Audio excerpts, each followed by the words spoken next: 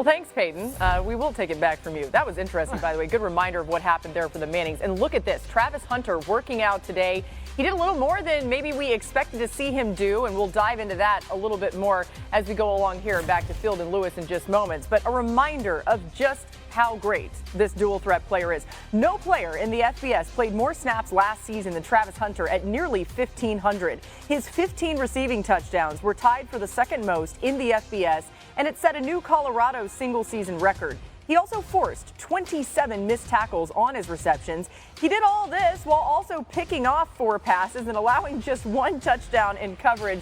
It's truly remarkable. We're going to run out of adjectives to describe this guy. I firmly believe that. But Field, what did you make of Hunter's workout today? First of all, Laura, it was great to see him out there running routes alongside Shedeur Sanders because, of course, if there's a single player in the draft who has nothing to prove, it is Travis Hunter. Hyperbole is a word that we use often during the pre-draft process because there's a lot of it. I'm not sure we can exaggerate the brilliance of Travis Hunter. I have not seen this player in person previously. There are no pads on, but the way that he moves is unlike any other athlete that I have ever seen. Smooth, sudden, running routes. By the way, he went no gloves today and had no problem catching the football from Shedeur Sanders. It's all effortless here from Travis Hunter. We can debate whether he belongs at wide receiver or corner until April 24th arrives, and then for the next 4 months after that. The bottom line is, based off what we saw at wide receiver today, he merits #1 player in the draft consideration, even if he never takes a snap as a defensive back in the NFL. Yeah, it's hard to really describe the kind of athlete that he is. Look, I got to play with Deion Sanders. I was in Washington when we had Champ Bailey. I got to play with Charles Woodson. So those are 3 guys right there, or rather, yeah, all 3 of them plus Travis Hunter are all dual threat guys, or all 4 of them are two-way players. Travis is probably the most fluid of them all, is the guy who has the most gracefulness of them all. And honestly, look, his hand-eye coordination is something that just can't be taught. There's nothing that you can do in order to develop the kind of hand-eye coordination this guy has.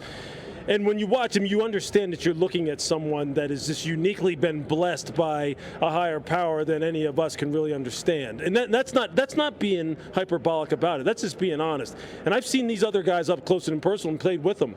He moves differently than all of them, and that's why really you have to consider. That's why Deion says that he is him. Yeah, I mean, Dan, the interesting thing, and Travis would tell you, he fully expects to play on both sides of the ball at the next level. In your mind, though, is he a two-way player in the NFL? Oh, there's no question about it, but he would be the starting wide receiver point for me. I think this young man's receiver skill set-wise is like Larry Fitzgerald and Justin Jefferson together. Lewis talking about the hand-eye, the ball, the ability to go track the football, the body control that we've become accustomed to with Larry Fitzgerald, the way that he can make contested catches, the way that he is so smooth in his routes. And then when he gets into his hands, it's those long strides of Jefferson. I know there's the receiver or DB thing. The way I look at it is this. When I watch his tape, there's no way that you could tell me I don't want to force the ball to him 12 times a game. I just want to get the ball in his hands 12 times a game. Interesting. As a defensive back, I could take you out of games at sometimes. You know, just the way that I can formation and run it and whatnot. And so I think there's packages of, hey, we're playing man coverage. Go play some man coverage. But he'd play wide receiver for me, and I'd get him the ball 12 times a game minimum. See, Dan, that's fascinating because most teams I've talked to do see him as a cornerback first. The Browns are an anomaly. If they take him 2, they see him as a wide receiver. But multiple execs have pointed this out, that he could be a top 10 to 15 wide receiver, but he will be the very best cornerback in the NFL in 2 to 3 years if he focuses on that position. Now, teams are trying to figure out, okay, if you draft him at corner, we would have a package for him at the very least on offense to figure that out, but they're grappling with how to do that logistically because there's so many details in the NFL. Offensive, defensive meetings a lot of times are at the same time. Formations, shifts, motions, routes. Yeah. There's a lot of detail. It's really tough. Not that there isn't on defense, but. I will say he is fully committed not only on the physical side, but the mental side. He thinks he's capable of that. So we'll see what happens when he ends up getting drafted. I hope the Browns take him so we see him. He could compete with the best last season. In his 3 games against ranked opponents, he threw 7 touchdowns to just 1 interception. 3 of those touchdowns came against Notre Dame, who allowed the 4th fewest points per game in the FBS. In those games, he had a 74 total QBR, completed 58% of his passes. Really good stuff. And we now welcome in Tyler Shough to join the show. So glad to have you, Tyler. Thank you for joining us. We've spent a lot of time talking about you, and now we get to talk to you. Now, you've spent significant amount of time in college football. It's one of my favorite things about your game. Some may view that as an advantage.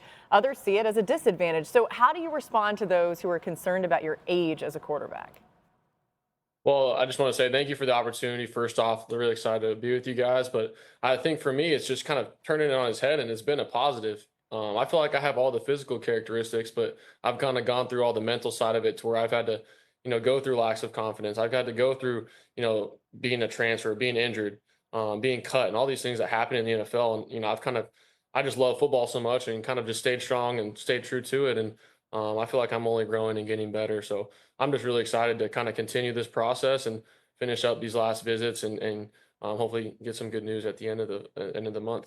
Yeah, I'm pretty sure you will. And I know this can all be such a whirlwind with so many things going on, the interviews, the workouts, all of that. But let's talk about one moment in particular that sticks out to me. I was in the room when you ran the 40 at the Combine. We're showing it on the screen right now. Your reaction after was priceless. Why did you decide to go through with running the 40, participating in all of that, and then speak to us about how you reacted? Yeah, for me, I just wanted to go out there and compete. I think it's an NFL Combine. You only get one opportunity to do that. And I knew that was something I had in my toolbox, was just the athleticism background. And that was something we didn't necessarily do at Louisville with the pro style offense. But I didn't think I was going to hit a 4.63 to say. And I just, I got a little hyped up, got the crowd going. It's like quiet in there, man. It's so weird. So I had to get everybody going and just having fun with it. So. It was electric after that. Like, the place erupted. It was real quiet before that. All right, so I've got Dan Orlovsky here with me. You're a lot faster than him, by the way. I'll just go ahead and tell you that. Low bar. Dan wanted you to look at some tape. So let's start with you, Dan, and tell us what you got for Tyler. Yeah, so Tyler, Louis Riddick has talked about you a lot, and I hadn't seen a ton of your tape, so I started to watch it. And I texted him, I said, yeah, I get it. And so this is a play that stood out for me was, one, you start in the gun, you shift, then you motion, and you're underneath the center. You go hard play action, and then there's that three-level concept of what I would call like a burner pylon, and then a deep cross and a flat route. And I see on one hitch a ball get launched 40-plus yards down the field in perfect placement. And so I love that because I think it's transferable to the NFL. That's stuff, that concepts that get run in the NFL.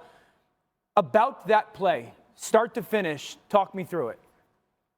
Yeah, to your point, and I think that's something that I've been trying to convey is handling the run game, handling the protections, all this stuff, shifts, motions that you're going to be asked to do. But, we're reducing to weak slot right, X-mo, bolt 39 right, Z-bomb, X over. So, we're reducing, we're trying to discourage pressure, get them in a base look. We're going to have bolt 39 right, so you're faking outside zone with two agents backside.